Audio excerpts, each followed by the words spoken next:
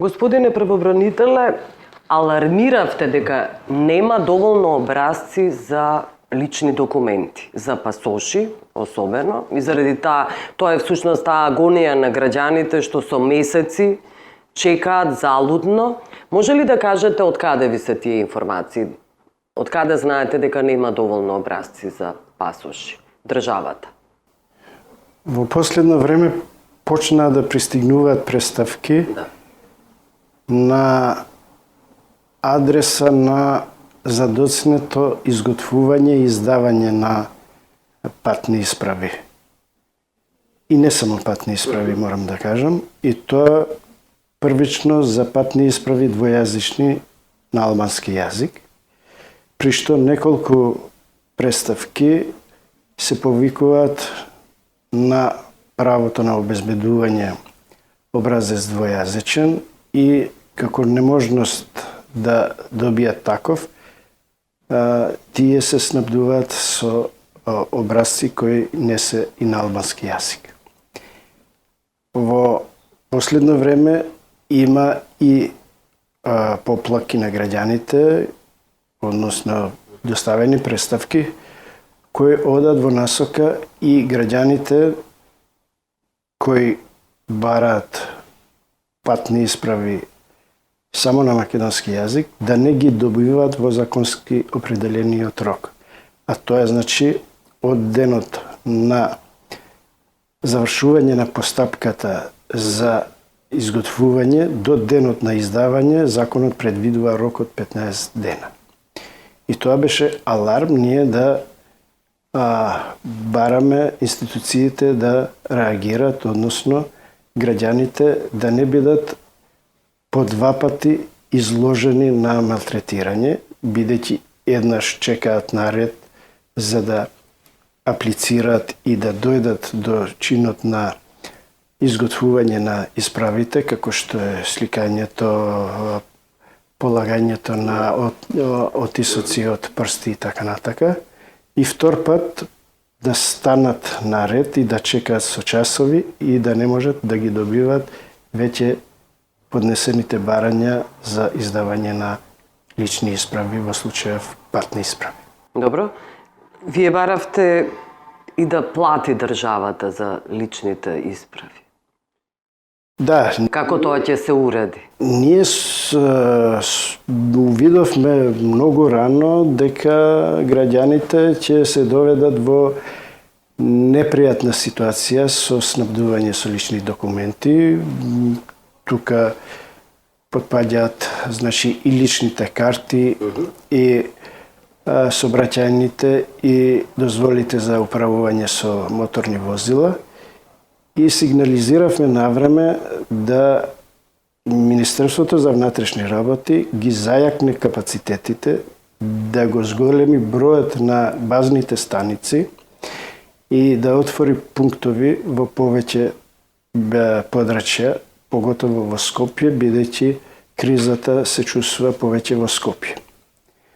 И второ, побаравме владата да донесе одлука со која ќе ги надомести трошоците за издавање на личните документи за граѓаните на кои по стапување на сила на измените на Уставот, државата им издала лични исправи со стариот назив на државата.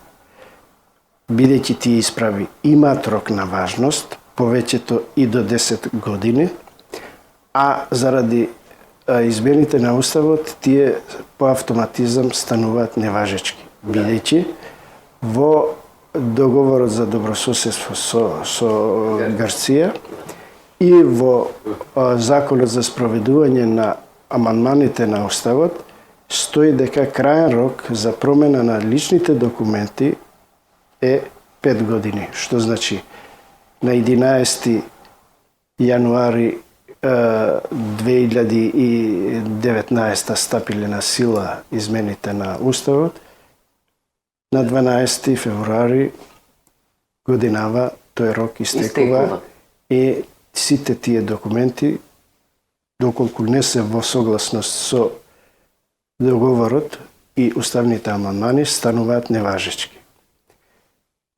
Лично сметам дека државата, односно владата, кога велам државата, тука мислам на владата, не беше подготвена да ги спроведе уставните амандмани и не постапи ажурно и ефикасно да не ни се случува ова што ни се случува денеска во Скопје. Сакам да кажам дека владата веднаш постапување на сила на измените на Уставот требаше на една седница да изготви оперативен план за динамика и процес и начин на измена на личните исправи. Тоа не го сторија во... Тоа не го сторија и продолжија да издаваат лични карти, патни исправи и сообраќајни дозволи до јуни-јули 2021 година, што значи еден период од скоро 2 години државата издаваше исправи, А знаеа дека тие ќе се прогласат за невалидни. Граѓаните со тој чин се ставаат во ситуација да бидат оштетени, бидејќи државата им дава исправи со важност, ама со измените на законот истите им ги прогласува за невалидни. Мислам дека државата имаше обврска тоа да го покрие, бидејќи издавањето на тие исправи од моментот настапување на сила на амандманите до денот кога се издадени лични документи со стариот назив се проблем и грешка на државата, а не на граѓаните. Добро, како ќе се исправат тие грешки и проблеми на граѓаните? Треба ли да тужат? Колку и вашата моќ има влијание? Моје е да укажам на проблемот и да барам од органите да постапуваат согласно препораките што ги давам. Не секогаш органите постапуваат по нашите препораки и во прилог на ова ќе ви кажам дека одговорот на Министерството за внатрешни работи на моје обраќање за проблемот за на Оливер Спасовски, беше дека на седница на владата, кога е расправано за пристапување кон измени на подзаконските акти со кои се уредува формата и содржината на образците за личните документи, не е предвидено и надоместок на трошоците од страна на државата, што лично сметам дека е грешка. Зошто владата тоа не го направи? Сигурно одговорот би бил дека нема обезбедено финансиски средства. Меѓутоа, необезбедувањето на финансиските средства не може да биде оправдување за повреда на правата на граѓаните. А народниот правобранител е тука токму да ги штити правата на граѓаните. Добро, тие немаат, односно државата нема пари, а граѓаните имаат пари. Тоа е пораката. Секако, значи, товарот на промената на личните документи оди на грбот на граѓаните. Но не е само тоа.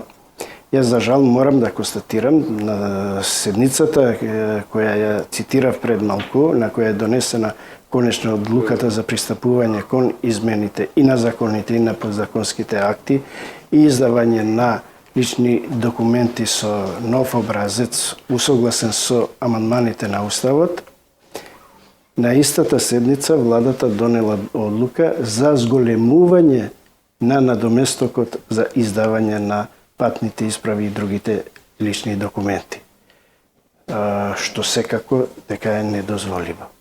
Значи, не само што не ги покрива трошоците за пропуст кој го направила владата, туку и го зголемува трошок на граѓани.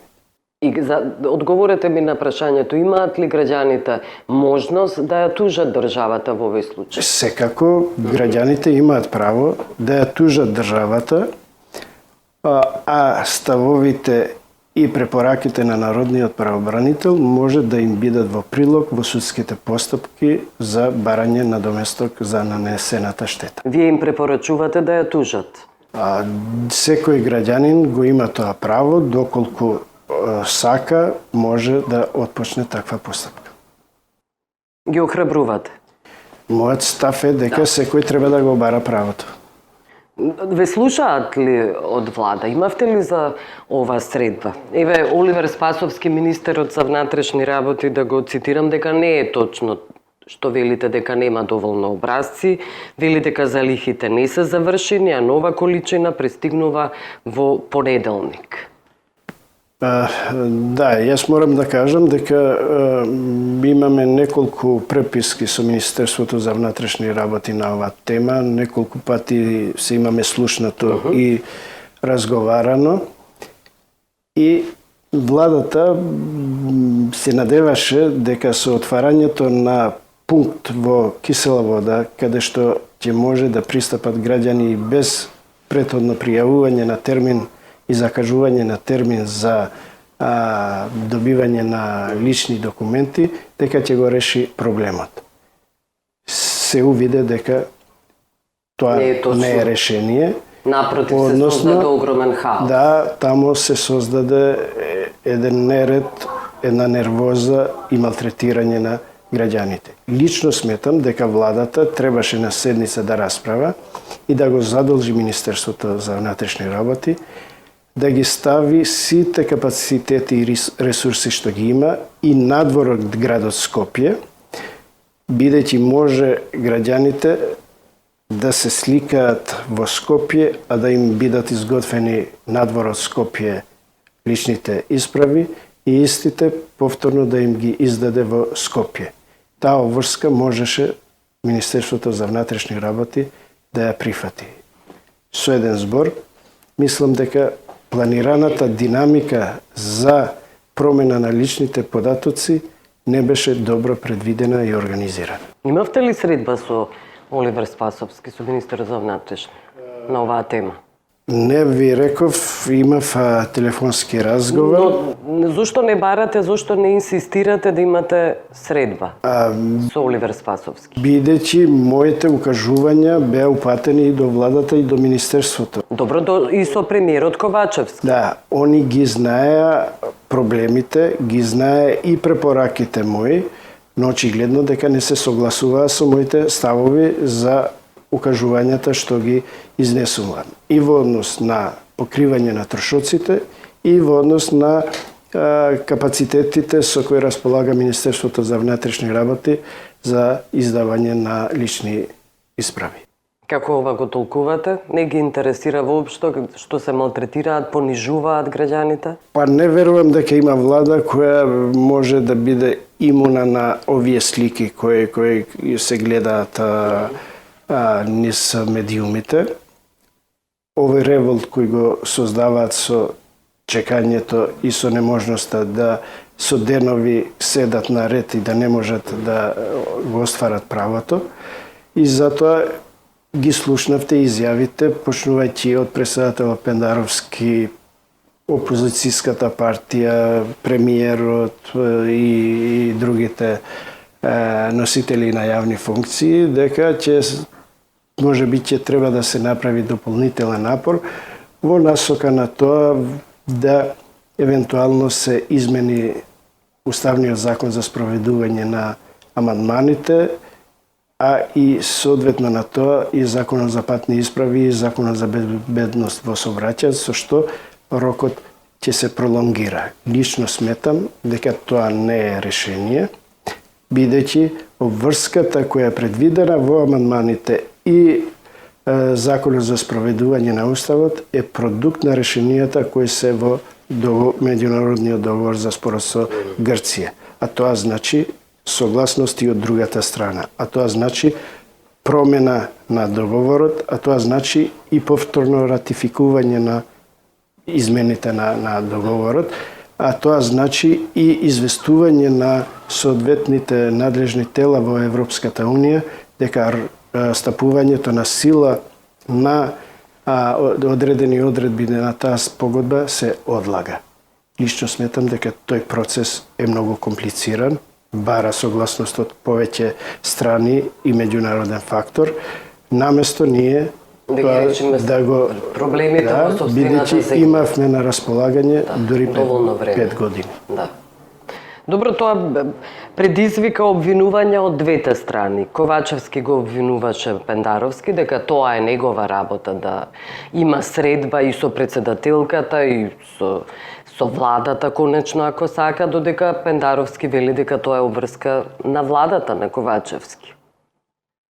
Мислам дека тоа беше префрлување на топката. Да, на вината. Пред се свесни дека решение на тој начин не може да се издействува. И затоа владата бараше председателот да стапи во контакт, председателот владата и така натака. Ќе се повторувам, значи тоа не беше патот за Вистинскиот пат. излез од Вистинскиот излез. ваквиот хаос кој ни се створи со обезбедување на лични документи. Имате ли информации како во странство се организира земањето на лични документи? Дописникот на оваа емисија на 25 минути од Франција има сторија дека воопшто нема никакви информации за процедурата. Јас барав и коментар од Министерството за надворешни работи да ја објаснат и разговор, интервју побарав, да објаснат како тоа изгледа во странство, таа процедура, не можат да најдат соодветен човек. Да, имам информација во насока на тоа дека во 10 дипломатско-конзуларни представништва на земјата имаат базни станици за изготвување и издавање на патни исправи. Во тие представништва немам информација дека е создаден некој неред и гужва во пристапувањето на граѓаните, а тоа мислам дека е резултат и на фактот дека граѓаните кои живеат надвор од земјата во поголемиот дел не се информирани за последиците со кои ќе се соочат, да после 12 февруари нема да можат да ги користат патните исправи со називот Република Македонија. Не се информирани, воопшто не знаат што се случува во државава. Вината е во нив или во владата? Вината не може да биде кај граѓаните. Граѓанинот има право во секој момент да пристапи до надлежната служба да си го оствари своето право. И тоа е основно право, снабдување со лични исправи, лични документи, како што се личните карти, патните исправи и така натаму. Обврска е на управата, на државата, да го тоа право им го овозможи. Се разбира, бидејќи овој бран е сериозен и времето во рамките на кои треба да се усогласат овие исправи е прекраток, се разбира дека создава вакви проблеми. Доколку динамиката на спроведување на измените на Уставот беше предвидена многу порано, Министерството за внатрешни работи не издаваше исправи и постапување на измените на сила со старите образци и стариот назив на државата, сигурно дека притисокот и бранот ќе беше многу помал. Кој е излезот за граѓаните? Излезот во моментов не гледам излез реален. Добро е упатството дадено од страна на Министерството за внатрешни работи дека личните карти ќе се прифатат во правниот промет во земјата и по истекот на 12 февруари 2024 година, барем во тој дел во правниот промет во земјата да нема застој, зашто тоа ќе доведеше до сериозни проблеми граѓаните да не ги остваруваат основните права и обврски. Колапс И ќе го блокираше целиот правен промет. но актуелните капацитети мислам дека не се доволни земјата да се справи со овој проблем. Ниту пак интерес постои да се справи со овој проблем. Не мислам дека не постои интерес, бидејќи се разбира ќе им се препише како негативност на носителите на Доаѓаат избори. Не се свеснили властите дека ова може да има сериозен удар токму на тие избори?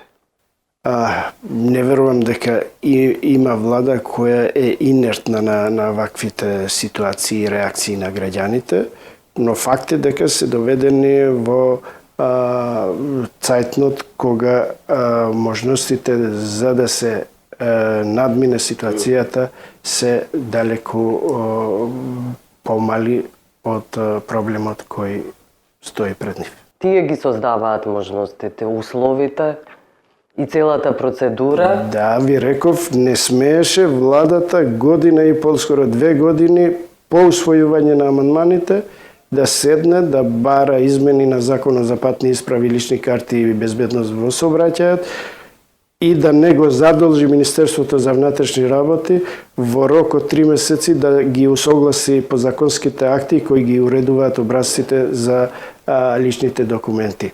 Значи, тоа беше недозволиво. И друга е димензијата на доместокот на трошоците, за кој исто така не се водеше сметка, туку напротив, како што ви реков, ги изголемија. Јас благодарам за овој разговор.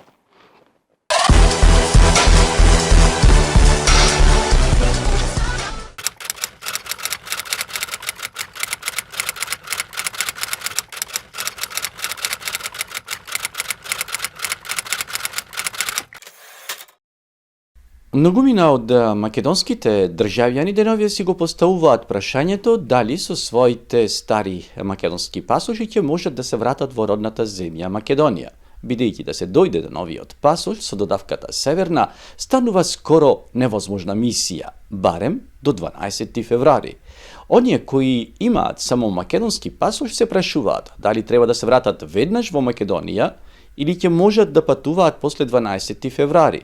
Ако тие пасоши бидат прогласени за невалидни, истите тие лица, а ги има илјадници, ќе го изгубат и правото на престој, барем овде во Франција, каде, колку што знам, за да се добие дозвола за престој и работа, ви е потребен и важечки пасош од матичната земја. На социјалните мрежи, нашите сограѓани кои живеат во странство велат дека ги исконтактирале дипломатските тела на Македонија и тие им потврдиле дека за 2 недели пасошите ќе бидат невалидни. Одговор побарале и од македонските надлежни институции, но немало од кого да добијат. Официјалниот број на Министерството за надворешни работи е исклучен или скоро недостапен. И јас лично се обидов да добијам информација од амбасадите во Берлин, Берн, Брисел и Париз. Првите 2 не одговорија на мојата електронска пошта, додека двете други нема одобрување од Министерството за надворешни работи да одговорат пред микрофон или камера на оваа тема. Од амбасадата во Брисел, каде се наоѓа и мобилната станица за пасоши кој го обслужува и Париз, се направени велата дополнителни напори за да се обезбедат дополнителни денови и опции во Франција, но со само 4 доаѓања не може да се одговори на барањата на сите. Франција е голема земја. Од Париз не информира дека во декември околу 200 лица со надчовечки напори на персоналот на амбасадата успеале да го поднесат барањето за нов пасош и да се сликаат за истиот. Следната тура ќе биде во февруари, но дури после 12-ти. И тогаш ќе можат да бидат услужени само околу уште 200 наши граѓани, а нивните нови пасоши не е сигурно дека ќе можат да ги подигнат пред мај и да дојдат за изборите.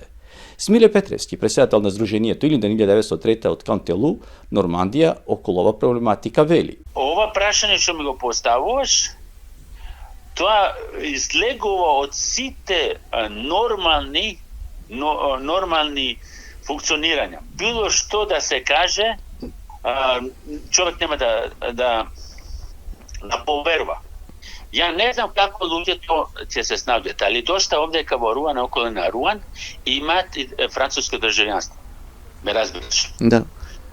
И сега, сите не идат редовно во Македонија. и најверојатно идат со француски. Али сите луѓе не се во таква ситуација. Од Македонската црковна општина Кирил и Методи во Париз го добивме следниот пишан одговор. Па мислам дека сите се во тек, а сега оние кои имаат време и можности ќе ги сменат во Македонија. Некои ќе ги менуваат тука, ако има простор за термин, ама во секој случај сите на целокупната процедура гледаат како на една класична уцена од страна на властите. Ама нели сме си се научени и не можеме ништо да промениме, ќе си молчиме и мрчиме. Од Министерството за надворешни работи тврдат дека преку дипломатско-конзуларните представништва од почетокот на 2022 година до сега се издадени повеќе од 50.000 патни исправи. А граѓаните кои работат и живеат надвор од државата остануваат во неизвестност. Одговори бараат по Facebook групите, бидејќи рокот за промена на личните документи е 12 февруари.